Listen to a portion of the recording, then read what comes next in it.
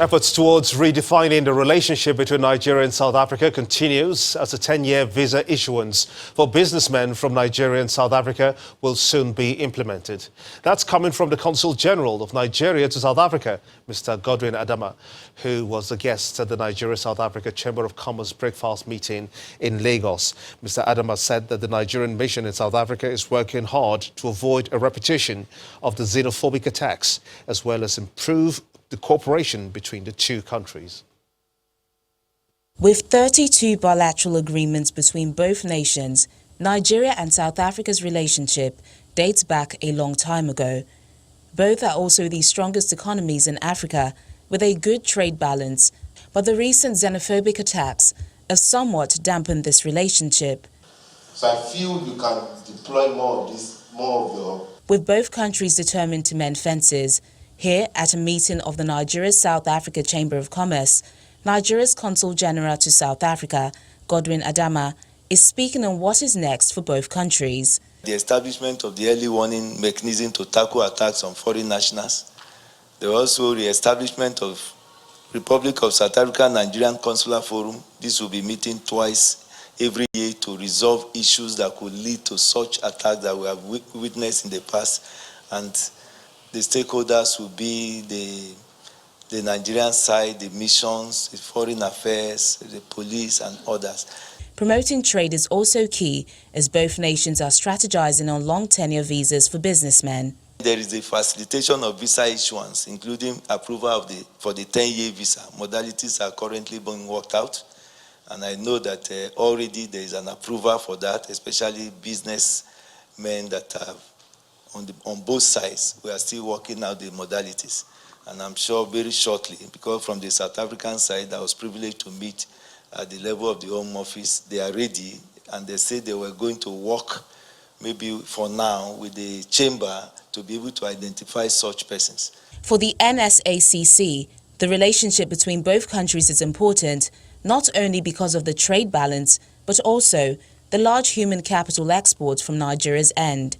There are really literally thousands of doctors we have, thousands of lecturers, thousands of professors, accountants, lawyers, nurses, a whole bunch of Nigerians are there.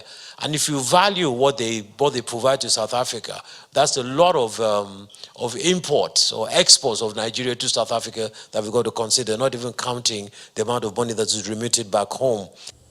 Nigeria accounts for 64% of South Africa's total trade with the West African region. Beyond the economic partnership, many hope that the xenophobic attacks will be a thing of the past. Let's move over to business news with Bisi Adebayo. Thank you, Gimba. Welcome to Business News. The Central Bank Governor, Mr. Godwin Emefiele, has once again defended the closure of the country's borders with some of its neighbors. Mr. Emefiele says the decision is meant to protect local industries and create employment in the country. The CBN boss, who was speaking at the annual bankers' dinner in Lagos, says most developing countries have trod similar paths in the past, which has made their economies stronger. As you may know, Indian farmers export about 2.2 billion kilograms of onions per annum, which is worth over $500 million every year. Due to excessive unseasonal rains in India this year, production was significantly low, and so local prices increased to a 6-year high. This surge in prices of onion hit Indian households adversely, given that onion is a staple of Indian cookery. It also led to significant pressure on inflation in that country. So what did Prime Minister Narendra Modi's government do?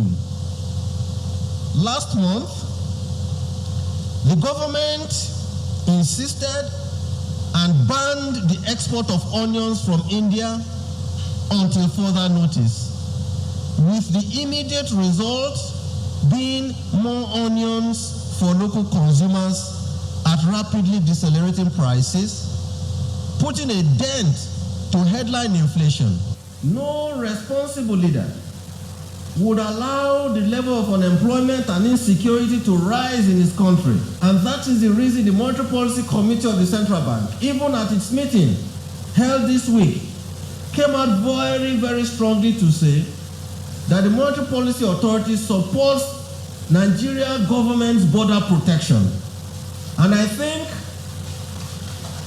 any right-meaning Nigerian, anybody who wishes that the level of unemployment in Nigeria must reduce, any right-meaning leader who means well for his country or for Nigeria today, who wishes to see our industries grow, you do not have a choice but to support the decision of the Nigerian government.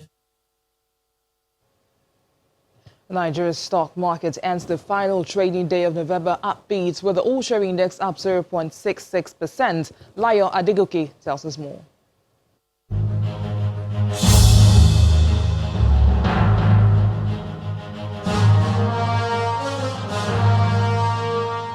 Hello and welcome to the Stock Market Report.